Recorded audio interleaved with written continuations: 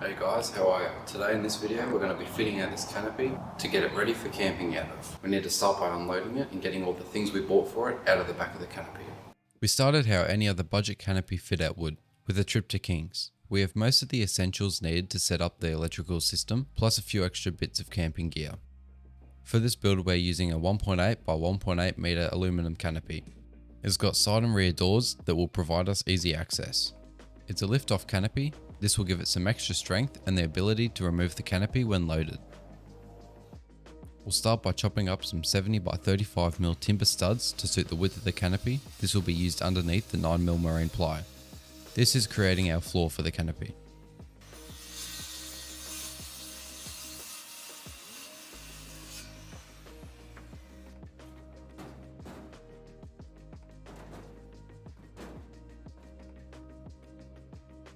For this, we'll mark the marine ply and cut it to width.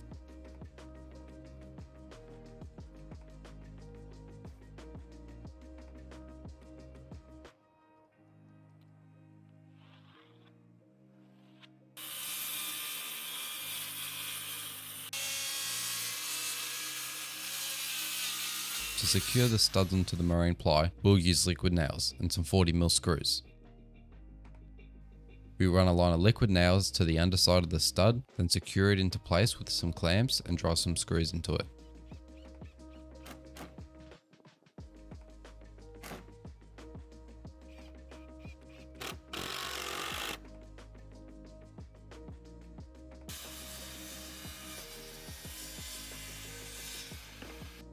These in-between supports will be enough to stop it from bowing. Then we'll drive some longer 100mm screws in.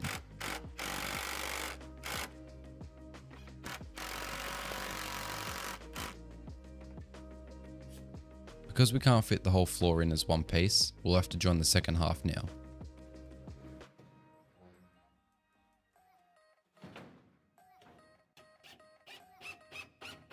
With some measurements and some cutting, we can test fit the headboard. We can't secure it straight into the wall as the depth changes. To fix this, we'll run some more ply and secure it to the wall. This makes a flush mounting surface for the main panel. We want this to look nice, so we'll be lining the inside with marine carpet. To stick this in place, we'll be using some fast grip contact adhesive. This creates a strong bond.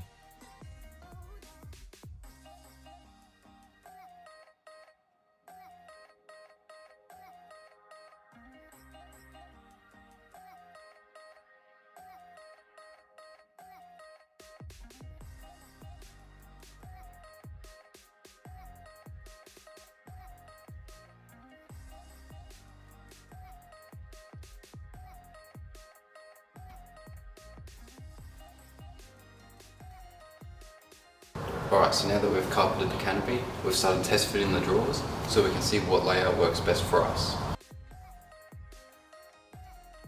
We are running some King's 900mm twin drawers on one side. This gives us some deep drawers and a slide out on top. And on the other side we have two 700mm drawers.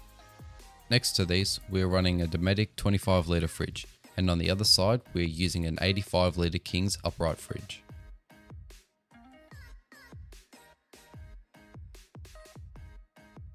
Back to the headboard I was talking about. We also want to carpet this to keep the style going. This is a pretty simple process.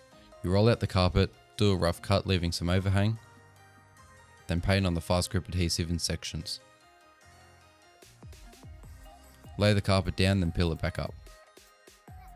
You want to do this so you can paint some more on. The last thing you want is the edges to be popping up. Lay it down again and put pressure for a minute, then repeat.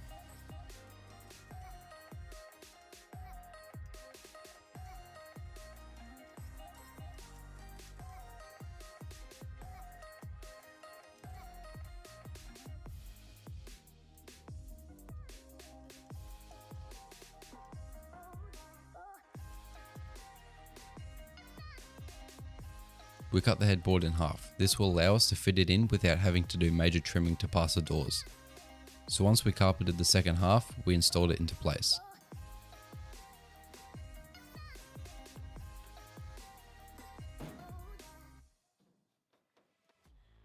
The left side can be secured into place as we no longer need to get behind it. However, for the right side, we need to cut a few holes to run wires out of the back. To be able to shut the doors of the canopy, we need to do some trimming. When we put the floor in, it blocked where the locking levers go. We simply need to cut a slot in on both sides, and then it'll be able to shut again.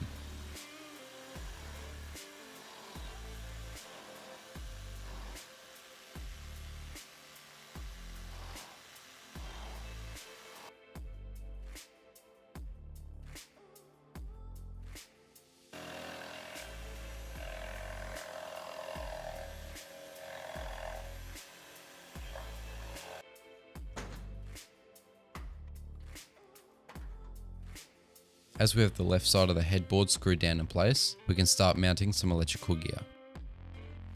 We're starting off with a switch box, then followed by a 1500 watt inverter for 240 volt power.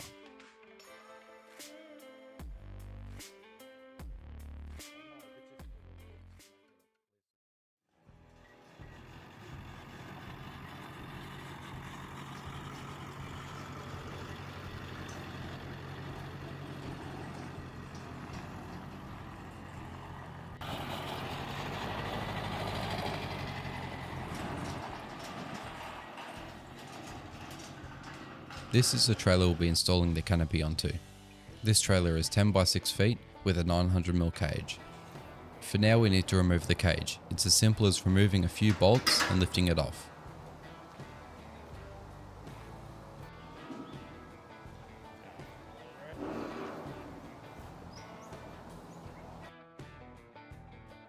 Now that the cage is out of the way, we can slide the canopy onto the trailer.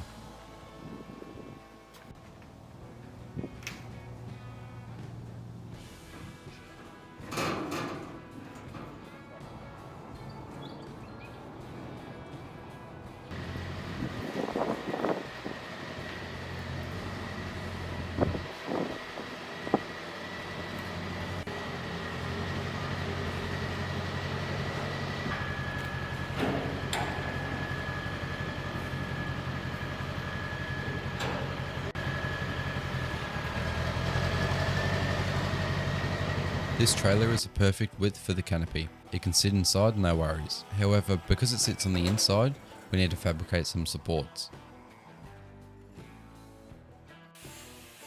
We'll be using some slotted angle and some 25 by 50 cut to suit the width to support it. I'll drag the welder out so it can be welded together.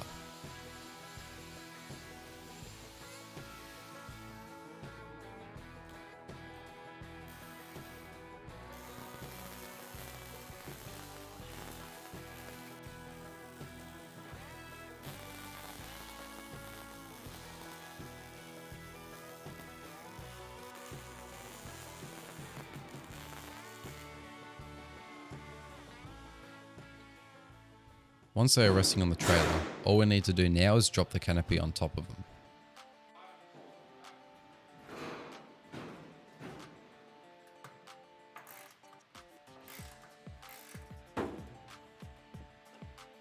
The canopy sits on top of the 25 by 50, which is welded onto the end of the slotted angle. The angle sits on the side of the trailer. Now the canopy is sitting in place, the inside fit out continues.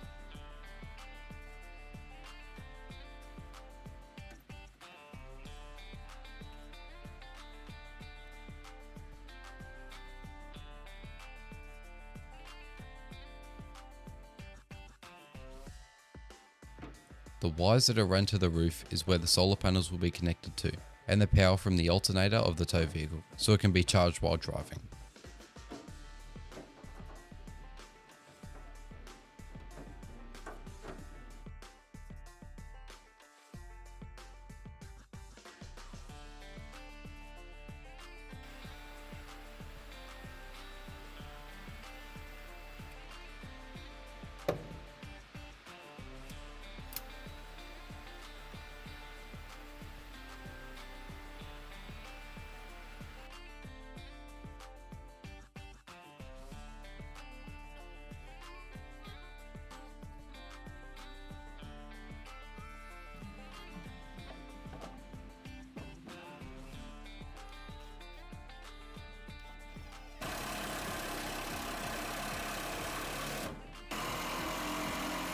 We create some boxes to hide some cables and cover the batteries to keep them protected.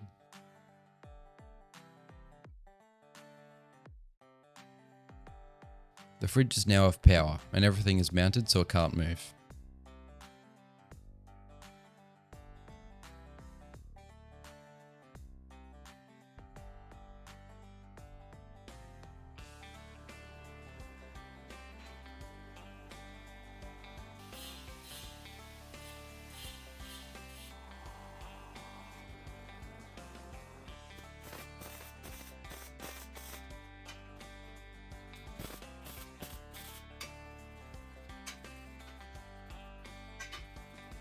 We're using parts of the existing cage to help contain things in the back section of the trailer.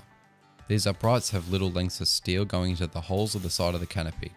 This holds the canopy down and in place from moving. This will also act as some extra support for our frame.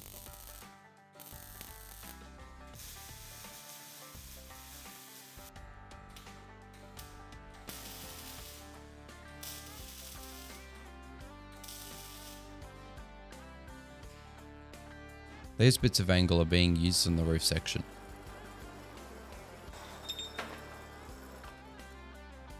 They are welded on the ends of the roof frame so it can sit on top of the side frame. This is being made in sections that are fully removable. So after it was tacked into place, we lift it off and take it to the welding bench so it can be welded fully.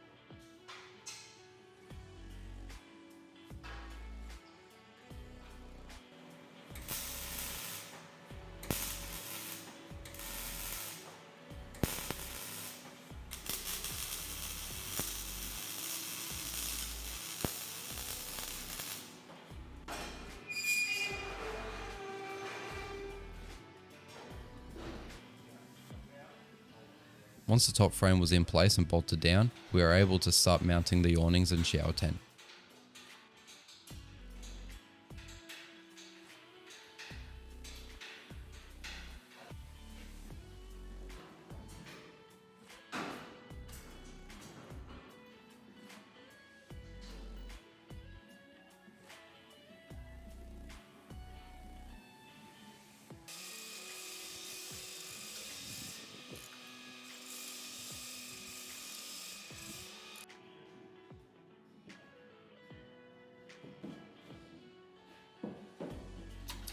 Because we are setting this up with a shower, we'll need some water. These are going to be the brackets that sit over the top of the water tank and mount it to the bottom of the trailer.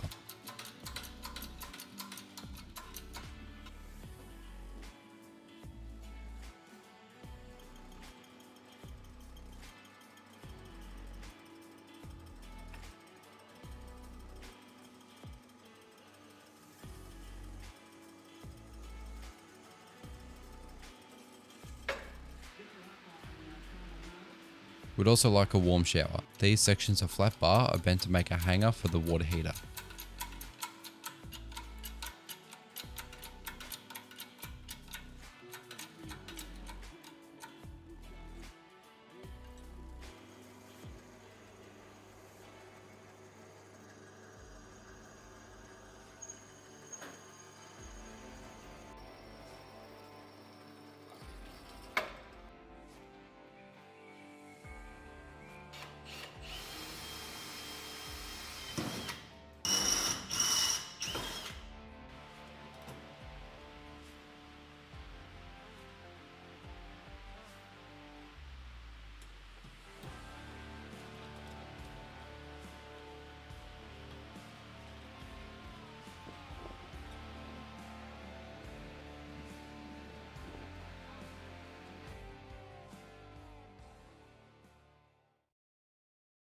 The trailer build is now complete, with 2 awnings, a shower tent, fridge and freezer, a complete electrical system, drawers, and storage left in the back of the trailer.